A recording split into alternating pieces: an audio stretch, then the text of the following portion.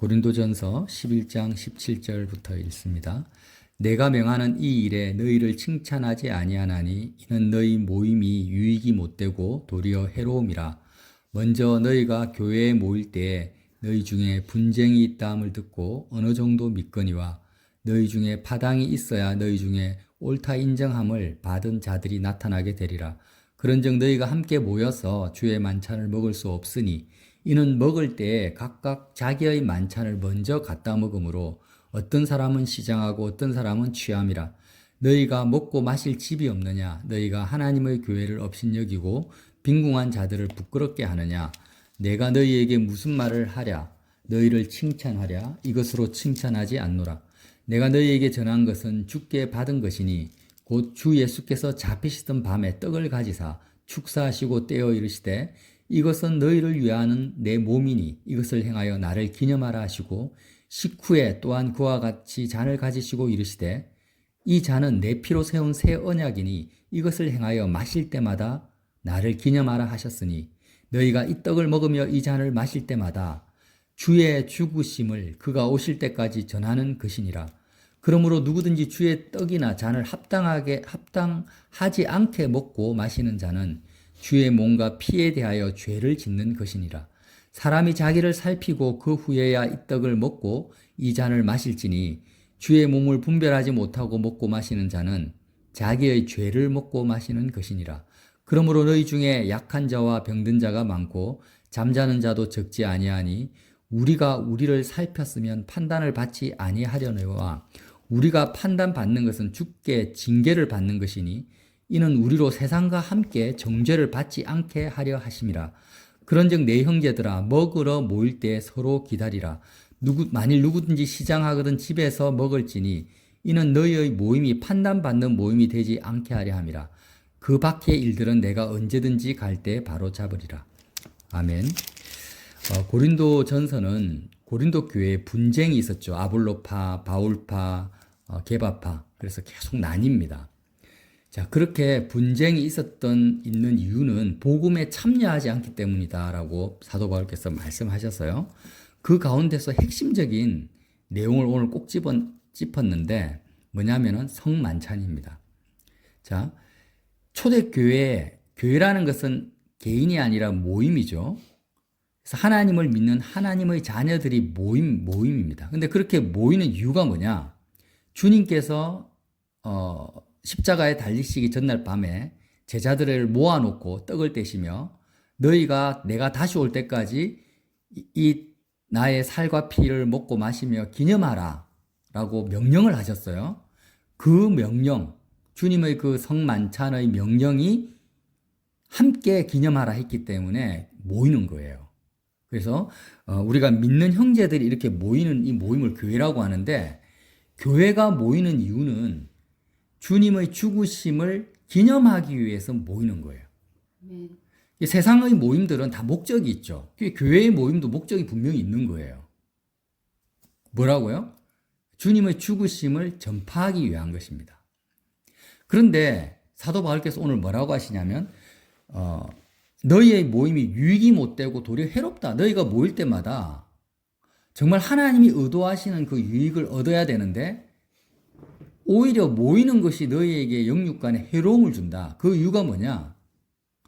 너희가 제대로 주의 성만찬을, 주의 죽으심을 기념하지 않기 때문이라는 거예요. 형식적으로는 합니다. 하는데 어떻게 합니까? 모였어요. 그러니까 이 저녁 식사를 차려놨죠. 성만찬 하려고. 와가지고 배고프니까 먼저 먹어버리는 거예요. 그래서 먹고 마실 집이 없어서 너희가 모이냐? 빈궁한 자들은 부끄럽게 하느냐? 그래서 부자들은 부한 사람들 차별 대우하고 가난한 사람 배척하고 막 그냥 다른 사람 생각하지 않고 먹고 마시기 위해서 모이는 모임으로 이제 전락이 돼 버린 거예요. 그래서 결국 고린도 교회가 교회답지 못한 이유는 주님의 죽음을 제대로 기념하지 않기 때문이라는 거예요. 자, 우리가 한번 성찬식 때마다 이 말씀을 읽었어요. 근데 이 말씀의 본질적인 의미를 사실은 사람들이 잘 모릅니다. 예. 그래서 이 부분에 대해서 명확하게 아는 것은 너무너무 중요합니다. 왜 우리는 교회가 설립한 목적이 뭐냐, 교회가 모이는 이유가 뭐냐에 대해서 우리에게 분명한 제시를 하고 있거든요. 자, 26절 보세요. 26절. 너희가 이 떡을 먹으며 이 잔을 마실 때마다 주의 죽으심을 그가 오실 때까지 전하는 것이니라. 교회는 왜 모입니까? 예수님의 그 살과 피를 먹고 마시는 것을 기념하는데, 그렇게 할 때마다 그 하는 이유가 뭐냐? 모이는 이유가 뭐고 성찬을 하는 이유가 뭐냐? 주의 죽으심을 예수님이 재림하실 때까지 전파하는 거라는 거예요. 그러니까 주의 죽으심을 전파한다니까, 예수님이 내 죄를 위해서 죽으셨습니다 라고 전파하는 거, 이런 의미가 아니에요. 그런 단순한 의미가 아니라, 주의 죽으심이라는 것은 내가 주님과 함께 죽었다라는 것을 전하는 거예요. 그러니까 예수님의 살과 피를 내가 먹잖아요. 먹으면 어떻게 됩니까? 그 음식을 먹으면 어떻게 돼요? 그 음식이 나의 살과 피가 되잖아요. 그러니까 주의 살을 먹고 주의 피를 마신다라는 것은 주의 죽으심에 내가 참여한다라는 거죠. 그러니까 나는 주의 죽으심에 내가 참여한 자다. 주님이 십자가에서 죽었는데 지금 내가 그 주님의 죽음에 내가 참여한 자라는 것을 이 잔을 마실 때마다 전하는 것이 뭐예요? 교회가 모이는 이유고 교회의 존재 이유라는 거예요. 그러니까 보세요. 나는 아볼로파다, 바울파다, 나는 여당이다, 나는 대한민국을 위해서 기도한다. 뭐 여러 가지 이 땅을 살아가면서 각자의 생각과 있고 의견이 있잖아요. 삶의 방식들이 있잖아요. 그래서 어떤 모임들마다 분쟁이 없을 수가 없어요. 정치는 정치대로 분쟁이 있고, 경제적인 것도 분쟁이 있고, 모든 것은 다 가정도 마찬가지고 각자의 생각과 가치관이 다 틀리기 때문에 파당이 없을 수 없고 분쟁이 없을 수 없거든요. 근데 교회는 파당과 분쟁이 있을 수가 없는 모임이라는 거예요. 바울이 왜 교회는 파당과 분쟁이 있을 수 없냐? 자, 18절 보세요. 먼저 너희가 교회에 모일 때마다 너희 중에 분쟁이 있다 함을 듣고 어느 정도 믿거니와, 이 지금 개혁 성경이 약간 이해하기 힘들게 만들어 놨는데 이제 글이 약간 그래요. 근데 이제 의미가 뭐냐면 분쟁과 파벌이 있다라는 것 자체가 너희는 교회가 아니다 이 말이에요. 성만찬을 잘못하고 있다라는 거예요. 왜 그러냐? 교회가 모이는 것은 나는 주님과 함께 세상에 대해서 죽은 자입니다라는 것을 전파하는 것이 교회의 모임의 목적이기 때문이에요. 다시 말하면 이전에는 내가 여당이에요. 여당, 정치적으로. 이 사람은 야당입니다.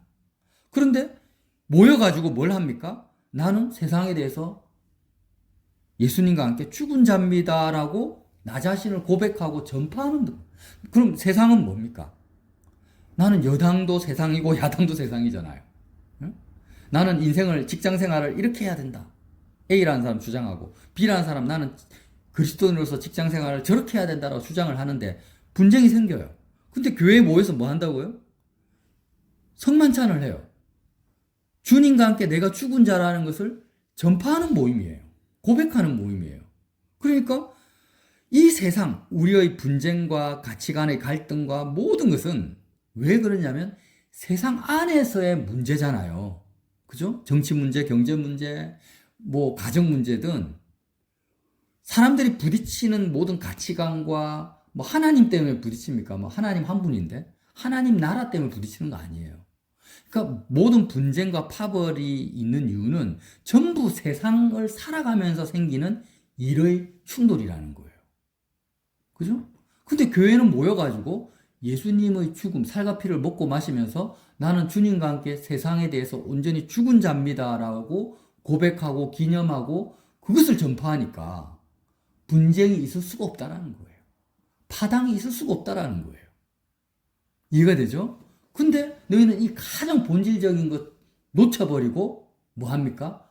다 그냥 지식과 은사와 자기 생각으로 이야기를 하고 있기 때문에 너희들은 어떻게 한다고요? 오늘 말씀 보니까 30절에 29절 볼까요?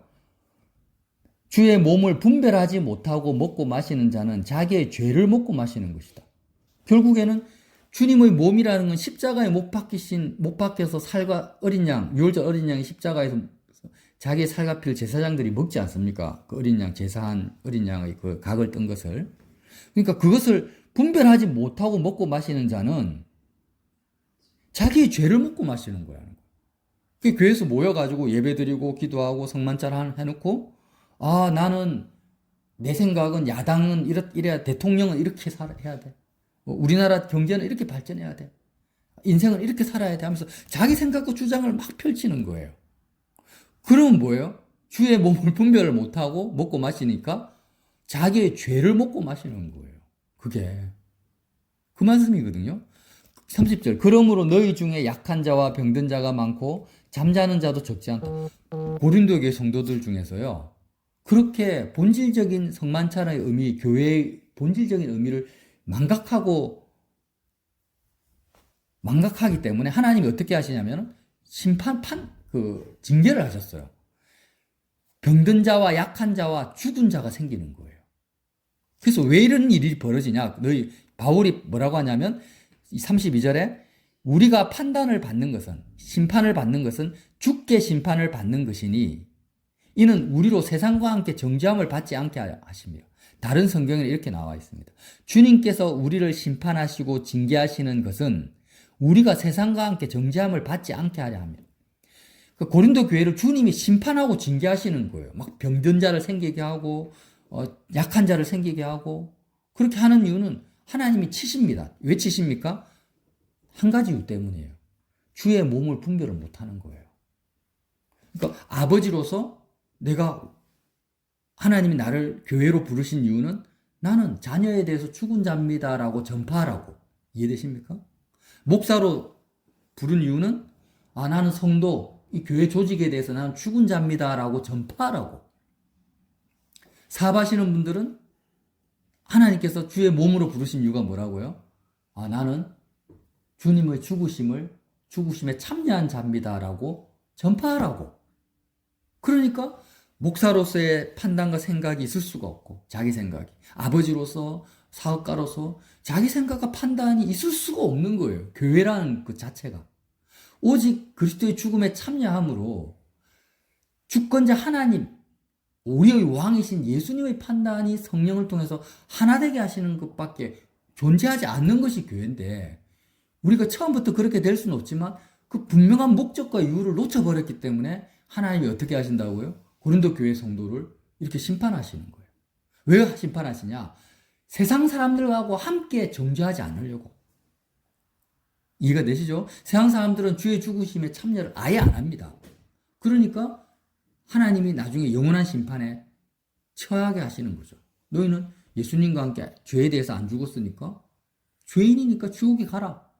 그럼 고린도 교회 성도들은 택한 자니까 하나님이 사랑하시는 거예요. 계속 간섭하시는 거예요. 약하게 만들고 병들게 만들고, 심지어는 어떤 사람은 죽여버리시면서까지, 두렵게 하시면서까지, 왜 너희는 본질을 놓치고 있냐? 내가 너를 세상 가운데 살려둔 이유는 그 사람들 앞에, 그 직장 앞에, 가족 앞에 서서 나는 예수님과 함께 정말 죽은 자입니다라는 것을 전파하라고 살려뒀는데, 왜 너는 똑같이 그리스도의 죽음에 매일 밥 먹듯이 참여를 하지 않냐? 여전히 너의 생각과 너의 가치관을 가지고 살아가냐라는 거예요. 여러분, 이것만 말씀을 나누고 마칠게요. 예수님과 나 사이에는요, 의인도 없어야 되고 죄인도 없어야 돼요. 무슨 말이냐? 우리가 예수님을 만나려면은 십자가에 그리스도와 함께 연합이 되잖아요. 십자가에서만 예수님과 연합이 되잖아요. 그 십자가가 어떤 장소냐면 예수님과 나 외에는 아무도 존재하지 않는 장소예요. 누구도 끼어들 수가 없어요. 무슨 말입니까? 예수님과 나 사이에 죄인이 끼어들었다고 생각해 보세요. 어떤 죄인이. 그러면 어떤 일이 벌어지냐? 나는 그 죄인보다 의로운 사람이 돼요. 그러니까 예수님과 죄인과 나 사이에 나는 그 사람보다 의로운 사람이 되니까 나는 예수님과 연합이 안 돼요. 그리고 예수님과 나 사이에 의로운 의인도 끼어들 수가 없어요. 응? 어떤 사역자도 끼어들 수가 없어요. 의인이 끼어들 수 없다. 왜 끼어들 수 없습니까? 예수님보다 의로운 사람은 없으니까. 누가 주님 앞에 의롭다 하겠어요? 결국에는 십자가라는 것은 예수님과 나 외에는 아무도 존재할 수가 없던 장소입니다. 세상이 존재할 수가 없어요.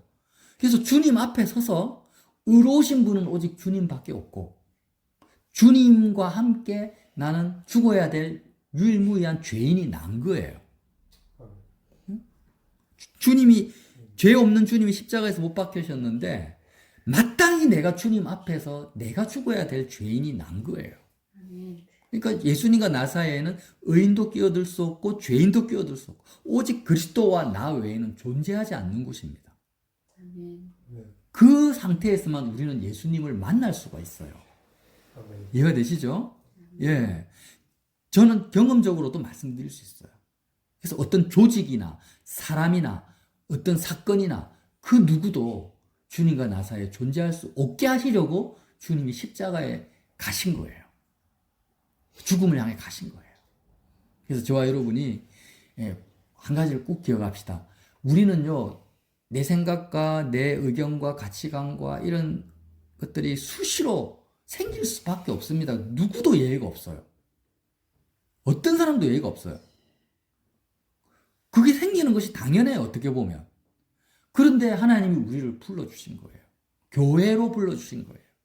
주님이 제자들에게 살과 피를 찢으시면서, 피를 흘리시면서 기념하라고 해요. 밥을 먹을 때마다. 어떻게 해요? 주의 죽으심을 전파하라고. 그래서 우리는요, 다시 한번 말씀드리지만, 우리가 만나는 모든 사람 앞에서 주의 죽으심을 전파해야 될 의무가 있어요. 저와 여러분은. 아멘. 어떻게 전파합니까? 말로만요? 아니죠. 나는 예수님과 함께 죽은 자입니다라고 전파를 해야 돼요.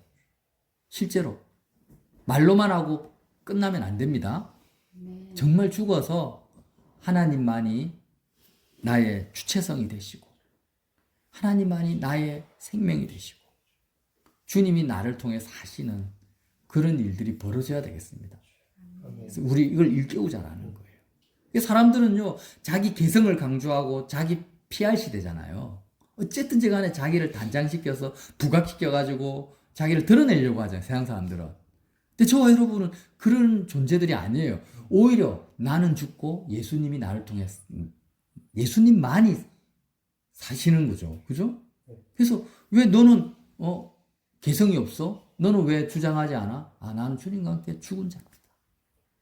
이렇게 전파해서 주의 죽으심을 기념하고 전파하는, 정말 저와 여러분이 교회로서 모인다면은 우리 가운데 분쟁이 있을 수 없고, 우리 가운데 하나됨이 없을 수가 없는 거죠.